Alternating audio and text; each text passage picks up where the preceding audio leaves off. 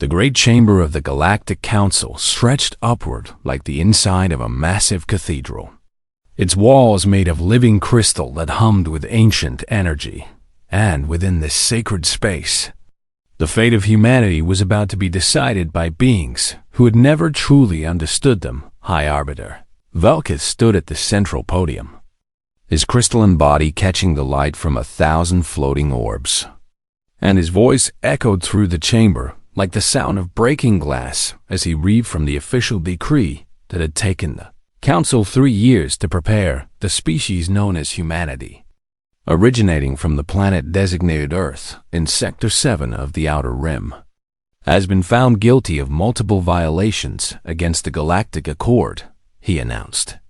And representatives from over 200 species leaned forward in their seats, eager to witness what they believed would be a moment of great drama. Ambassador Elena Vasquez sat in the human delegation's modest section, her hands folded calmly in her lap, her dark eyes watching the proceedings with an expression that revealed nothing of her inner thoughts. And beside her, her 2 aides shifted nervously in their seats. The charges were many, and Vasquez read each one with obvious satisfaction. Humanity had refused to abandon their primitive currency systems in favor of the universal credit standard that every other species used without complaint. And this had made trade complicated and annoying for everyone involved. Humanity had declined to merge their small but surprisingly effective military fleet with the unified Galactic Defense Force, insisting instead on maintaining their own separate command structure. Humanity continued to develop and improve kinetic weapons, barbaric devices that used physical projectiles rather than the civilized energy weapons that all advanced species preferred, and they seemed almost proud of these crude instruments of destruction. Humanity had been caught conducting unauthorized research into dimensional physics, a field that the Council had declared forbidden after the catastrophe of Yell than 4,000 years ago. The list went on and on, each violation more damning than the last, and the other ambassadors nodded along with expressions of righteous disapproval. The Volthrani delegation, beings of living crystal like the High Arbiter himself, watched with cold satisfaction, for they had been the ones pushing hardest for humanity's removal. The Karathi, massive creatures that resembled mountains given life, rumbled their agreement with deep sounds that shook the floor.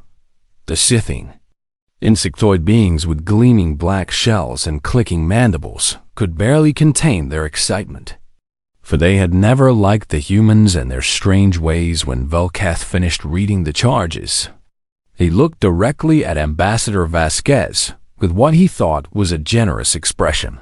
"The human delegation may now speak in their defense," he said.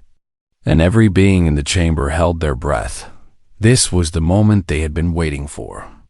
The moment when the humans would beg and plead and offer desperate concessions. The moment when these young upstarts would finally learn their place in the cosmic order. Elena Vasquez stood slowly, smoothing the front of her simple blue jacket, and walked to the speaking platform with measured steps that showed no hurry and no fear. She looked around the chamber, meeting the eyes of species after species, and then she smiled, a small, polite smile that held no warmth and no malice. "The human delegation has reviewed the charges presented by the Council," she said, her voice clear and steady, "and we acknowledge that we have indeed acted in the ways described." Murmurs of surprise rippled through the chamber, for they had expected denial and excuses. "However," Elena continued, "we do not believe these actions constitute violations, as humanity never agreed to the specific provisions cited, and our original membership terms explicitly preserved our autonomy in these matters." The High Arbiter's crystalline features hardened with displeasure, and he interrupted her with a sharp gesture. "The Council has ruled, Ambassador, and the interpretation of the Accord is not subject to debate from provisional members. So you may save your legal arguments for those who wish to hear them." Elena nodded once, as if she had expected nothing else, and when she spoke again, her voice was perfectly calm. Then humanity accepts the council's decision. Silence fell over the chamber like a physical weight. And for a long moment, nobody moved or spoke. The Scythian ambassador recovered first, her mandibles clicking with confusion as she said, "You accept the decision without protest or appeal." "That is correct," Elena replied. "You will not ask for reconsideration or offer modified terms." The Karathi representative rumbled, his massive form shifting with uncertainty. "We will not." The High Arbiter leaned forward, his crystalline eyes narrowing with suspicion. For this was not how the script was supposed to go, Ambassador Vasquez. "I do not think you understand the gravity of what has occurred here today, as your species is being expelled from the Galactic Council, stripped of all trading rights and diplomatic protections, and denied access to Council space and resources." Elena's smile did not waver as she responded, "We understand perfectly, High Arbiter, and you have nothing more to say in your defense, no arguments to present, no bargains to offer. Earth wishes the Council continued prosperity and success in all its endeavors," Elena said, and she gave a small bow that was perfectly correct in its formality. "We thank you for the 43 years of provisional membership and the opportunities it provided, and we hope that all species represented here will find the peace and progress they seek." Then she turned and walked toward the exit, her two aides falling into step behind her, and her footsteps echoed in the stunned silence of the great chamber. The High Arbiter found himself calling after her, his voice sharp with something that might have been anger or might have been fear. "You are making a grave mistake, Ambassador, as isolation from the Council will doom your primitive species to irrelevance." Elena paused at the door and looked back over her shoulder, and for just a moment, something flickered in her eyes, something that the assembled aliens could not identify, but that made several of them feel suddenly cold. "Perhaps," she said simply, and then she was gone. The chamber erupted into confused conversation, with ambassadors turning to each other with expressions of bewilderment and concern. And the High Arbiter stood at his podium, trying to process what had just happened. The Velthrani ambassador approached him with crystalline features twisted in confusion.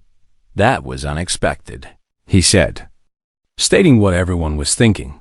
"I had prepared 17 different responses for their various likely appeals, but I had no preparation for simple acceptance.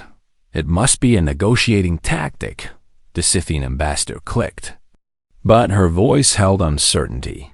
"They will send messages through back channels. They will try to make deals in secret, and we must be ready." But in her private thoughts, she felt a strange unease that she could not explain in the human shuttle bay. Elena Vasquez finally allowed her shoulders to relax as she boarded the transport vessel. And as the door closed behind her, a small smile crossed her face, this one genuine. Unlike the careful mask she had worn in the council chamber, she pulled out her communication device and typed a message to Earth, encoding it with protocols that the council had never managed to break despite decades of trying. The message contained only 2 words: "It's time." As the shuttle lifted away from the council station, Elena looked out the window at the vast complex that represented the peak of galactic civilization, and she felt no sadness and no anger. She felt only anticipation. The council believed they had won a great victory today, that they had put the upstart humans in their place. But they did not understand what they had actually done. They had just removed every reason humanity had to hold back, and that, Elena knew, was exactly what Earth had been waiting for. 3 standard months passed after the expulsion, and the Galactic Council waited for humanity to respond in the ways that defeated species always responded. But what they got instead was something far more disturbing than any protest or threat could have been. They got silence. Intelligence Chief Sarath of the Karathi was the first to notice the pattern. and he brought his findings to an emergency meeting of the Council's Security Committee with a troubled expression on his massive stone-like face. Human merchant vessels have completed all existing contracts without incident, he reported, his deep voice rumbling through the chamber like distant thunder. They delivered every shipment on time, honored every agreement, and then simply did not sign new ones.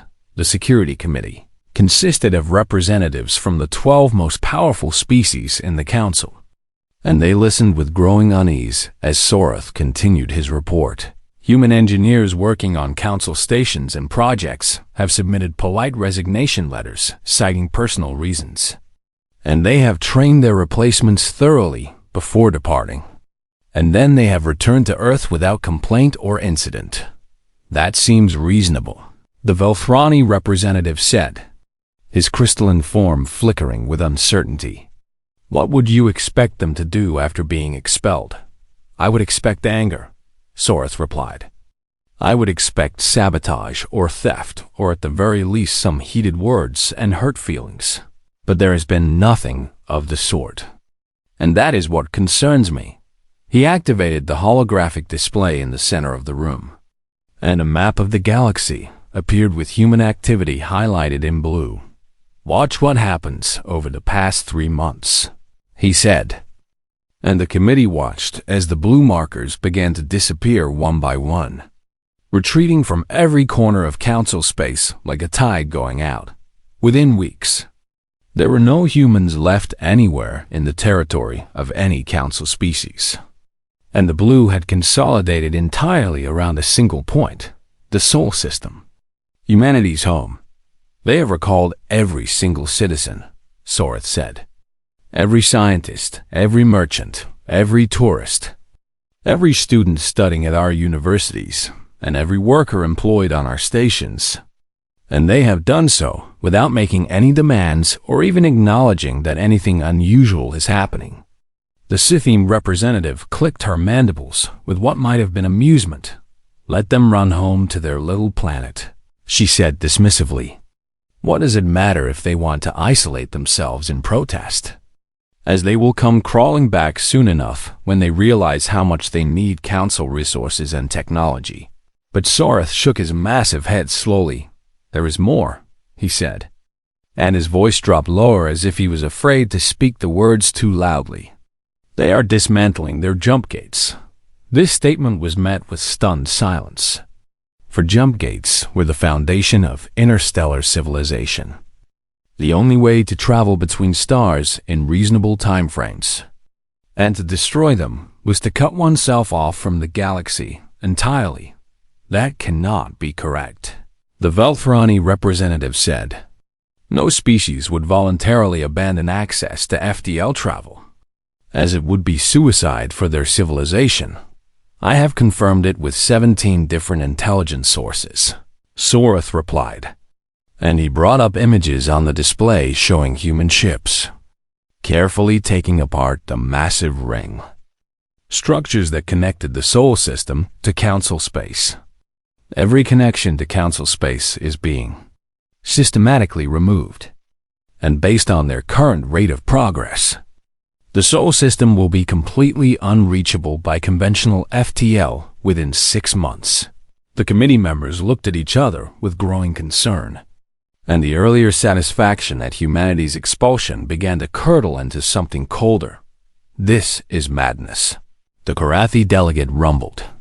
What do they hope to accomplish by trapping themselves? Perhaps they are building new gates, someone suggested. Gates that connect the systems outside Council influence. But Sorath shook his head again. We have detected no new gate construction anywhere in human space. And their communication relays have also gone dark. Not destroyed, but simply switched off as if they no longer wish to speak with us or anyone else. He paused and looked around the room at each of the representatives in turn. I have studied humanity for many years, he said quietly. I have read their history and analyzed their psychology and tried to understand how their minds work. And I have never seen behavior like this from them. What do you mean? The Velthrani asked. Humans are loud, Sorth explained. They argue and complain and express their emotions freely and fight over small disagreements. And when they are wronged, they seek revenge or at least acknowledgement of their grievance. But they do not simply go quiet. Perhaps they are preparing something, the Scythian suggested. Though her earlier dismissiveness had faded.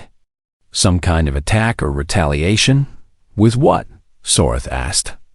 They have no fleet capable of challenging even a single council species, let alone the entire alliance, and they have no super weapons that we know of. And they have no allies who might support them in a conflict. He brought up more data on the display. But here is what truly concerns me. As in the 3 months since the expulsion, human research output has increased by 400%. Research into what? The Karathi delegate demanded. Everything, Sorth replied. Physics, biology, engineering, mathematics, artificial intelligence, dimensional theory, and dozens of fields I cannot even identify. And they are publishing none of it, sharing none of it, and hiding all of it behind encryption we cannot break.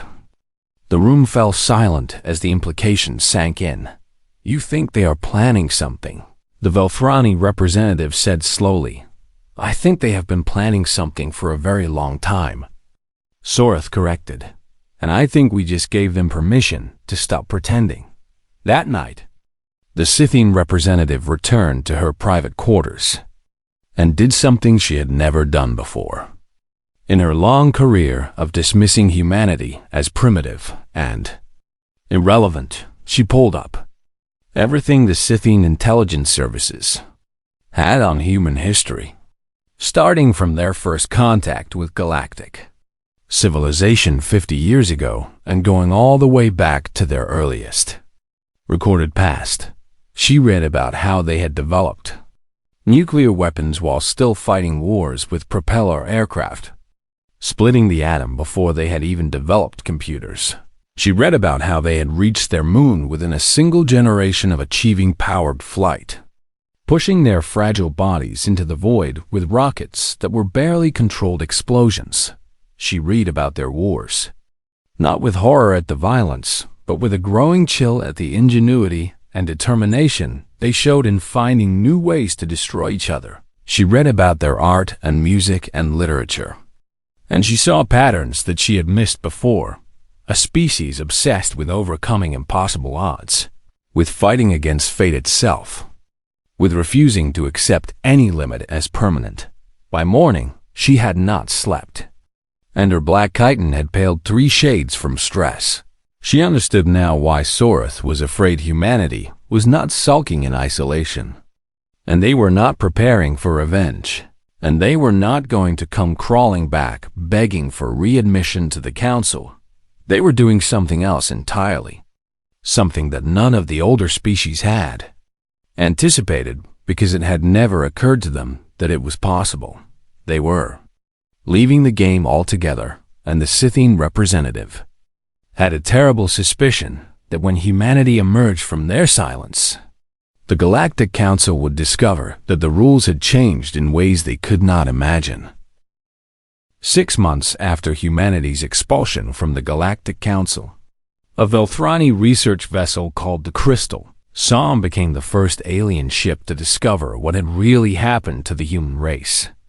And the crew of that ship would never be the same again, Captain. Thulver had been given what seemed like a simple mission by the Velthrani Science Ministry, as he was to survey the dead zone around the Sol system and catalog any resources that might be worth claiming now that the humans had abandoned their connection to civilized space. The journey to the Tifta edge of human territory took 3 weeks using the Council's jump gate network.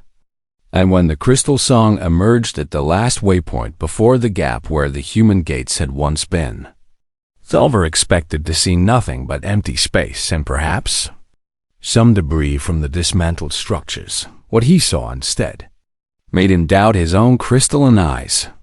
Captain, his sensor operator said in a voice that trembled with disbelief, I am detecting massive energy signatures in the Sol system. And I mean massive, as in larger than anything in our databases. Thelver moved to the sensor station and looked at the readings himself. And his crystalline body flickered through several colors as he tried to process what he was seeing. "These numbers cannot be correct," he said. "Check your equipment." "I have checked 3 times already," the operator replied. "The readings are accurate. And there's something else that you need to see." She adjusted the sensors to focus on a specific region of space. And the main display showed something that should have been impossible. A human ship appeared out of nowhere. Not emerging from a jump gate, but simply existing where it had not existed a moment before. And it moved across the display and then vanished again in the same impossible way. "Where did it go?" Thelver demanded. "I do not know," the operator admitted. "It did not jump to another system because there was no energy spike from a gate activation. And it did not cloak because cloaking technology still leaves trace signatures. And it simply stopped being in one place and started being somewhere else." More ships appeared on the sensors, dozens of them, then hundreds, all moving in the same impossible manner and all completely ignoring the Velthrani vessel, observing them from the edge of the system. "What are they doing?" Thelver asked. His science officer studied the readings with growing amazement, and finally looked up with an expression that mixed awe with terror. "They appear to be terraforming planets," she said. 6 of them simultaneously, and they are doing it with technology I cannot explain or even begin to understand. Thelver watched the display as massive structures assembled themselves around barren worlds. And he saw atmospheres forming where there had been only void. And he saw dead rocks transforming into living worlds in a matter of hours rather than the centuries that such projects normally required. "Hail them," he ordered. And his voice sounded strange even to his own ears. The communication officer sent standard greeting protocols on all frequencies. And for several long minutes, there was no response. And Thelver began to wonder if the humans were simply ignoring them. Then a face appeared on the screen. And it was unmistakably human, a young woman with brown skin and bright eyes, and a smile that seemed genuinely friendly. "Oh, hello," she said cheerfully. "You are the first council species we have seen in a while. And I was wondering when someone would come to take a look at what we have been up to." Thelver tried to gather his dignity and respond as a proper representative of the Velthrani. "People, I am Captain Thelver of the research vessel Crystal Song, and I am here on behalf of the Galactic Council to survey this region of space." "That is nice," the human said. And her smile did not waver. "My name is Maya, and I am part of the Solar Development Initiative. And we are just doing some light construction work today." "Light construction work," Thelver repeated, looking at the display that showed 6 planets being simultaneously transformed. "You are reshaping entire worlds." "Yes, we have gotten pretty good at it," Maya agreed. "We have been practicing a lot over the past few months." "And you know what they say about practice?" Thelver did not know what they said about practice. And he was not sure he wanted to know. "How are your ships moving?" he asked. Because this seemed like the most important question. You have no jump gates. And yet your vessels are traveling faster than anything in council records. Maya tilted her head as if considering how to explain something complex to a child. "We do not use jump gates anymore," she said. "Gates are kind of inefficient when you think about it, as they require fixed infrastructure, and they only connect specific points, and they use a lot of energy for relatively short distances." "Then what do you use?" "We fold space," Maya said simply, as if this was the most obvious thing in the world. "Or maybe we step through it. Or maybe we convince the universe that we are already where we want to be. And honestly, the physics pretty weird, and I'm not the best person to explain it." Thelver felt his crystalline structure vibrate with something that might have been fear. The council banned research into dimensional physics after the catastrophe of Yelthin, he said. Entire star systems were destroyed by experiments in that field. Maya nodded with what seemed like genuine sympathy. We heard about that. And it sounds like whoever did those experiments did not really understand what they were working with. But we have had some time to figure things out. And it turns out that dimensional physics is actually pretty safe once you know what you are doing. How much time? Thelver asked, because something about her words did not make sense. You have only been isolated for 6 months, Maya laughed. And it was a warm and friendly sound that somehow made Thelver feel even more unsettled. 6 months is a lot of time when you are not being slowed down by regulations and committee meetings and having to explain everything to people who get scared by new ideas, she said. We have been very productive. She glanced at something off-screen and then looked back at Thelver with an apologetic expression. I have to go now because we have a lot of work to do. But you should probably head home before things get too busy around here. And please tell the council that we do not have any hard feelings about the expulsion thing. You do not, Thelver said, unable to keep the surprise from his voice. Not at all, Maya confirmed. Actually, you kind of did us a favor, as all those council regulations were really slowing down our research and development. And now we can finally work at our natural pace. Your natural pace, Thelver repeated. Yes. And it is much faster than we were letting you see, Maya said. And for just a moment something flickered in her eyes. Not malice, but something vast and patient, and utterly beyond his understanding. We were holding back because we did not want to frighten anyone. But there is no need for that anymore. The transmission ended. And Thelver stood frozen at his station as his crew looked at him with expressions of shock and confusion behind his ship.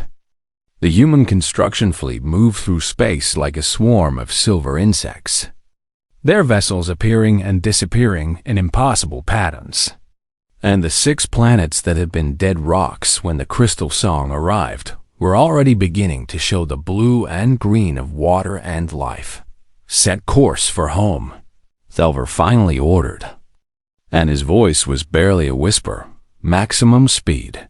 As the crystal song turned away from human space, Thelver found himself wondering what the council would do when they learned the truth. Humanity had not retreated into isolation, and they had not sulked or plotted revenge, and they had not even particularly cared about being expelled. They had simply stopped pretending to be limited by the same constraints as everyone else, and now they were building a civilization that made the entire Galactic Council look like children playing with toys. Thelver did not know what the future held, but he knew one thing with absolute certainty. Everything was about to change. The Galactic Council chamber had never been so full, as representatives from every member species had crowded into the vast crystal hall to hear Intelligence Chief Sorath present his findings about humanity. And the fear in the room was so thick that even the normally emotionless Velthrani could feel it pressing against their crystalline forms. Captain Thelver's report had spread through council space like a plague. And in the weeks since the crystal song's return, panic had begun to take hold among species that had spent millennia believing themselves to be the most advanced beings in the galaxy.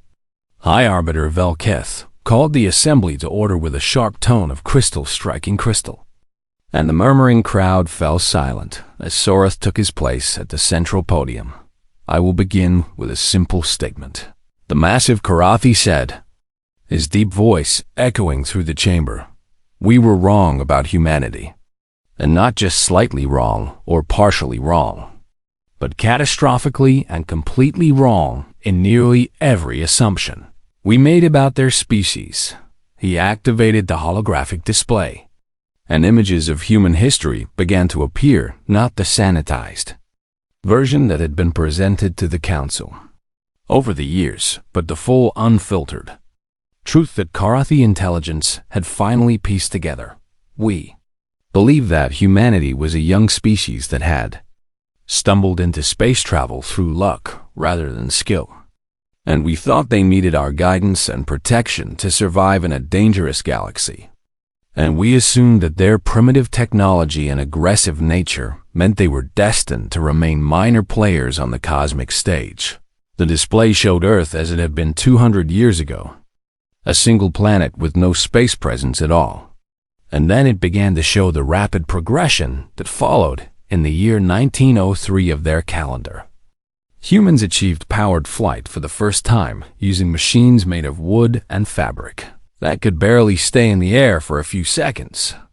The image showed a fragile contraption lifting off from sand dunes while men in strange clothing watched in amazement. 66 years later, they landed living humans on their moon. The chamber stirred with uncomfortable murmurs. As most species took thousands of years to progress from atmospheric flight to space travel.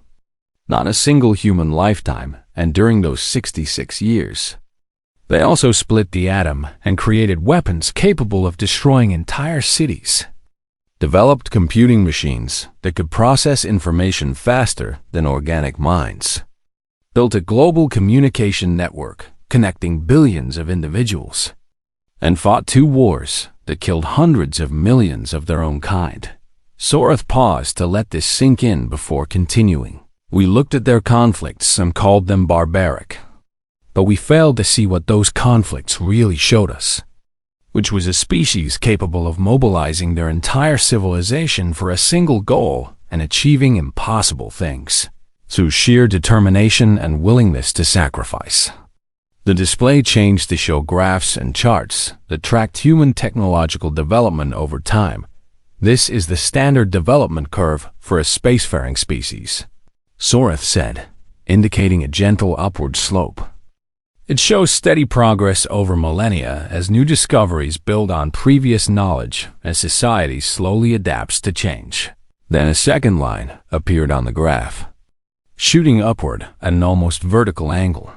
This is humanity's development curve. Gasps and clicks and rumbles of alarm filled the chamber as the representatives saw what the data revealed. Their rate of advancement is not linear or even exponential in the normal sense.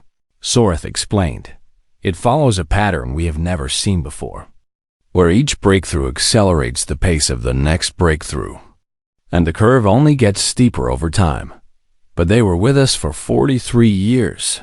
The Scythian ambassador protested, her mandibles clicking with agitation. We saw their technology, and it was only slightly more advanced than ours in a few areas.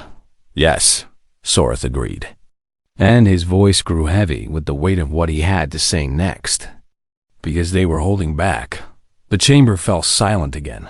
We have analyzed human research patterns during their council membership, and we have found evidence of deliberate suppression and misdirection. As they published only a fraction of their discoveries, and they carefully calibrated their visible progress to remain just slightly behind the average council species. Why would they do such a thing? High Arbiter Velkith demanded. Because they were being polite, Soreth said simply. They did not want to frighten us or make us feel inferior. And they were genuinely trying to fit in and be good members of the galactic community. And so they held themselves back and matched their pace to ours. He brought up more images. These ones from Captain Thelver's encounter with the human ships. When we expelled them, we removed every reason they had to continue that restraint. And in 6 months, they have advanced further than we projected. They would advance in 2 centuries. The numbers on the display were staggering, showing human technology that exceeded council capabilities by orders of magnitude in nearly every measurable field. They have achieved practical dimensional folding for transportation, eliminating the need for jump gates entirely. And they have developed terraforming technology that can transform dead worlds in weeks rather than centuries. And they have created artificial intelligences that work alongside humans as partners rather than servants. And they have done all of this while apparently considering it routine progress. The Scythian ambassador rose from her seat with a clicking sound that indicated both fear and anger. "Can we fight them?" she demanded. "If we united the entire council fleet and struck now before they grow even stronger." Soreth turned to face her directly, and something in his expression made her take a step backward. "Ambassador, I need you to understand what I am about to tell you," he said slowly. "The humans are not building warships because they do not need to. As their construction vessels and science ships and cargo haulers are all so far beyond anything we possess that our entire combined military would pose no threat to them whatsoever." He paused and then continued with even greater weight in his words. "We are not their enemies, and we are not their rivals, and we are not even significant enough to be considered obstacles. As to them, we are simply neighbors who happen to live in the same galaxy." "Then, what do they want?" the High Arbiter asked, and his crystalline voice cracked with something that might have been despair. "Revenge for the expulsion, conquest, domination." "No," Soreth said, and this seemed to disturb him more than anything else. "Based on all available intelligence, they do not want anything from us at all. And they are not angry about being expelled. And they are not planning to punish us or rule over us. Then what are they doing?" Soreth brought up the final piece of data, showing the trajectory of human expansion and development projected forward over the coming years. "They are leaving," he said. "Not the galaxy exactly, but they are leaving us behind, as they have found something out there in the depths of space that interests them more than we do. And they are building toward goals that we cannot even comprehend." The chamber sat in stunned silence as this truth settled over them like a weight. They had spent millennia believing themselves to be the pinnacle of intelligent life in the universe, the wise elders who guided younger species toward civilization. And now they were learning that they had been passed by without even knowing it. A species they had dismissed as primitive and aggressive had been quietly humoring them the entire time, playing along with their rules and respecting their customs and pretending to need their help. And now that species was ascending to heights that the council could barely imagine. "What do we do?" someone finally asked. And the question hung in the air like a desperate prayer. Soreth had no answer to give them. He had spent his entire career studying threats and developing strategies to counter them. But this was not a threat in any sense he understood, and there was no strategy that could close the gap. Between what the council was and what humanity had become, all they could do was watch and wait and hope that the humans remembered them kindly. Because if humanity ever decided that the Galactic Council was a problem rather than a curiosity, there would be absolutely nothing anyone could do to stop them. 1 year after the expulsion, a human ship appeared at the edge of council space, and every sensor in the region screamed warnings that the watching officers could not understand because the vessel seemed to exist in ways that their instruments were not designed to measure. The ship was not large by human standards, perhaps the size of a small council cruiser, but it hurt to look at directly, as if the eye kept trying to see dimensions that were not supposed to be visible, and the beings who observed it felt a strange sensation of smallness that had nothing to do with physical size across the entire galaxy. Every communication system capable of receiving transmissions suddenly activated at the same moment, and a face appeared on screens and displays and holographic projectors in every council station and ship and planet. It was Ambassador Elena Vasquez, though she looked different than she had a year ago, as there was something in her eyes that suggested she had seen things that had changed her in fundamental ways. And her smile was warm, but carried depths that made ancient Velthrani elders feel young and ignorant. "Hello, old friends," she said, and her voice was gentle and kind, in a way that somehow made the words more powerful rather than less. "We thought it was time to check in and let you know how things have been going." Throughout council space, billions of beings stopped what they were doing and watched in frozen silence. Humanity has appreciated this time of reflection. Elena continued. We have grown and changed in ways that are difficult to describe. And we have discovered things about the universe that have given us new purpose and new direction. She paused and seemed to look directly at each viewer simultaneously, as if the transmission was somehow personal to every single being who received it. We have decided that holding grudges is not a very productive use of our energy, and we want you to know that we do not blame you for the expulsion, as you were acting according to your nature and your understanding of the universe. And we cannot fault you for being what you are. In the council chamber, High Arbiter Vasquez watched with crystalline tears forming in his eyes. Though he could not have explained why we are going somewhere now, Elena said. And excitement crept into her voice despite her obvious efforts to remain calm. Somewhere far and strange and wonderful, as we have found things at the edges of reality that call to us, and we cannot resist the urge to explore and discover and grow. She smiled, and it was the smile of a parent watching children take their first steps. But we remember our time with you, and we remember the good moments and the genuine friendships that some of us formed. And we do not want to simply vanish without offering you a choice. The transmission shifted, and behind Elena, viewers could see glimpses of something vast and beautiful. Structures of light and energy that stretched across distances too large to comprehend. And beings that might have been human or might have been something more moving through spaces that followed no rules. The council species understood. This is an invitation, Elena said. Not to join our council because we do not really have councils anymore, but to come with us if you want to see what we have built and help us build more. To grow alongside us as we reach for things that none of us ever imagined. She spread her hands in a gesture of welcome that transcended cultural boundaries. You pushed us out because we were different. And that is okay because we understand fear. And we understand the comfort of things staying the same. And we understand how threatening change can feel when you are not ready for it. Her expression softened with compassion. But we are offering something better than fear now. And we are offering wonder, as the universe is so much bigger and stranger and more beautiful than any of us ever dreamed. And there is room for everyone who wants to be part of discovering it. In stations and ships and cities across council space, beings looked at each other with expressions that mixed terror and hope and longing.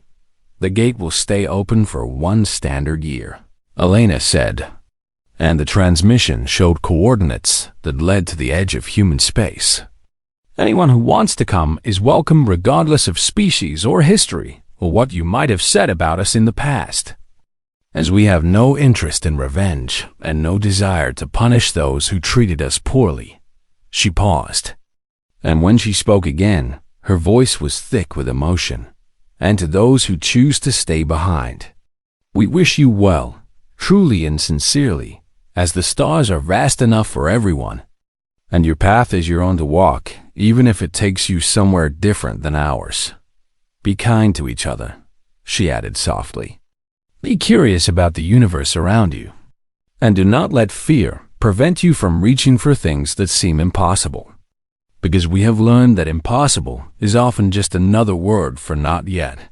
The transmission flickered, and Elena smiled one last time. Goodbye, old friends. And thank you for 43 years of memories, both good and bad. As they helped make us who we are today, the screens went dark. But the coordinates remained burning in the minds of every being who had witnessed the message in the council chamber. Silence reigned for a long moment.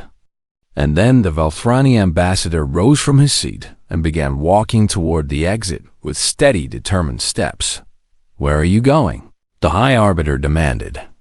His voice sharp with confusion and something that might have been envy. The Valthrani turned.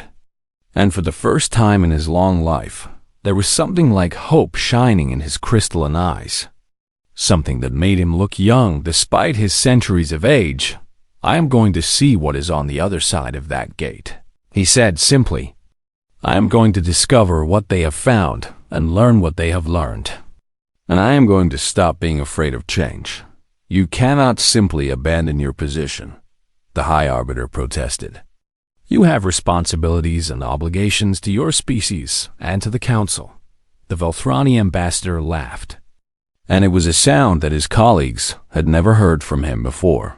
My species spent 10,000 years believing that we had reached the peak of what was possible. And now I have seen proof that we barely understood the first steps of the journey. And you want me to stay here and attend committee meetings? He shook his crystalline head with something like pity. You can stay if you want to. And you can pretend that nothing has changed.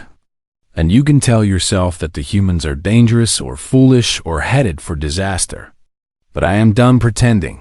He resumed his walk toward the exit. And before he reached the door, another representative stood up. And then another. And then a dozen more.